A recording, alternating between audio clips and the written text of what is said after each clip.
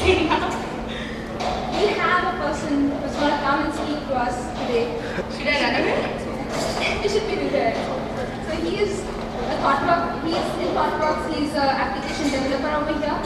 And I'll ask Amit to come over here and give us a talk. Give us a talk on groupism.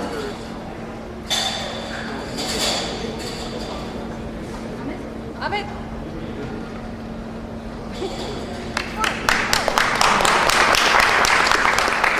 Starting with the next talk. The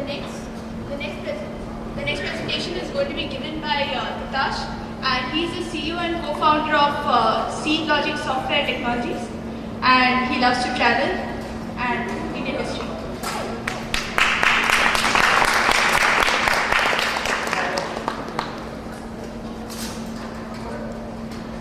Hello everybody, my name is Titash Niyogi and I'm going to talk about a rather grim topic today. It's the ongoing battle right now in our neighborhood. It's our local version of the Avatar movie. It's the story of the Dongriya Pond and the story of blood aluminium.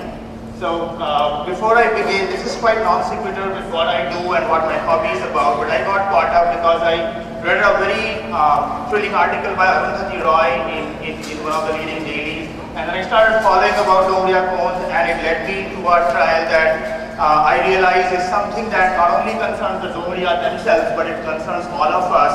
And as I walk through the presentation, you will see why it concerns all of us, even though it's far removed right now from where we live and what we do. So with that, I move on to the next slide. It's the story of the Dongriya Pond. It is the story of a set of people living in Odisha, in the Niyamgiri Hills.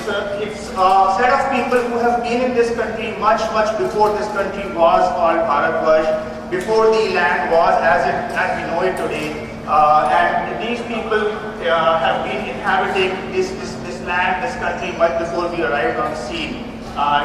It's a story also of survival, of how people through their grit and determination can rise up against mighty corporations and continue a struggle which is really against all odds. It's also a story of sheer criminality, of how nations can be unjust to their own people, of how a group of people can be sidelined and marginalized and their voice completely obliterated.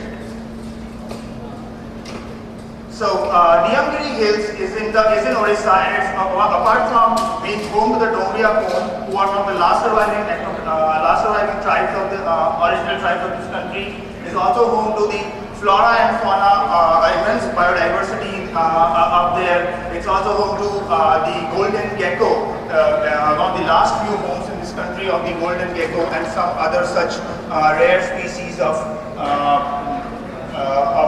animals.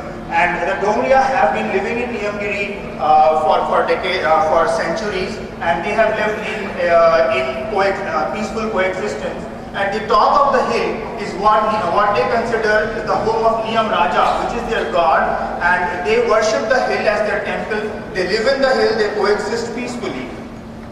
Vedanta Aluminium, I don't know how many of you have heard of this country. Vedanta is one of the world's largest mining corporations. It's a giant of all respects, and it's in 2001 it bought the entire hill from the government of India, the Odisha government, and decided to build a mine at the very top of the hill. Obviously, when you build a mine at the top of the hill, you deforest the entire land. Then all people have to go away from it, and they were served an eviction notice, and when they refused to leave from the land, they have been subjected to torture, jailing, and unauthorized state-sponsored terrorism.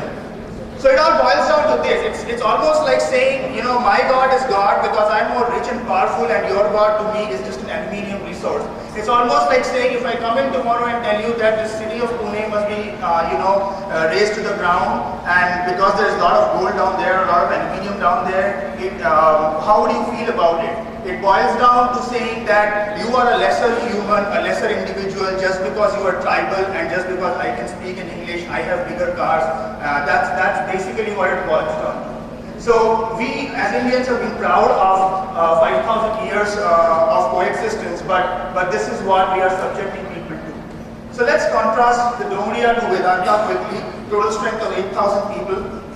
Vedanta, total strength 30,000 people, $6 billion in revenue, of course a very powerful organization. And the third element here is the element of the government, which under the law of Land Acquisition Act, which is 1894, much predating the independence of this country, is throwing out people from this country based on that. The Dongriya are fighting back, and I quickly go through the images and you will see I don't even have to speak through that, because the images are really bizarre. They're, even after 50 years of independence, it brings back very uncanny similarities to what we went through in our struggle. We had to go to London and fight. They're doing the same thing right now. And what they need right now is not our charity, they need our conscience, if we have any left. And of course, we can't talk of rehabilitation. This is annihilation that's happening.